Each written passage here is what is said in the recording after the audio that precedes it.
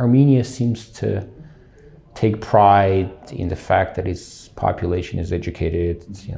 I think during the Soviet Union, Armenia was the only republic that had 99 point whatever % of population that had at least a high school degree.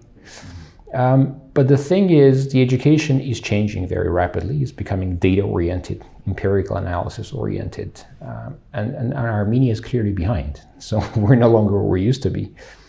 Also, what we find from a lot of research is one of the most important components of a just society is the education, because just societies measure how easily can you move up from the poor strata of the society to the rich or achieved strata of the society, right? Sometimes it takes a generation, sometimes it takes 10.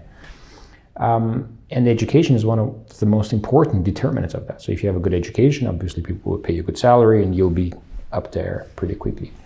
Now, funnily enough, in the republics of the former Soviet Union, because of the anarchy we used to have when the Soviet Union collapsed at the end of 1980s, early 1990s, everything changed, right? So that's not because we had a great education system and it was easy to go from the bottom to the top. It's because the top got decimated. So people came up because there was nobody there. So that's important. What is also important is the education. I mean, it has to be multilingual. I mean, we have to have at least, Armenians were always a multilingual nation. We just lost that. When the Soviet Union collapsed and we had the chauvinism, demagoguery, people took to the streets and shut down all the schools, Russian schools.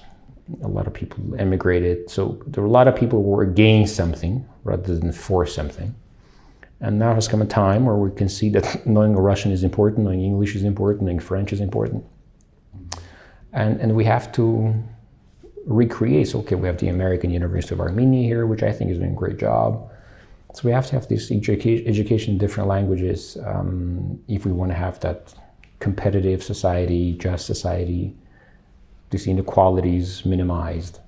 So it's probably the most important thing for Armenia's development.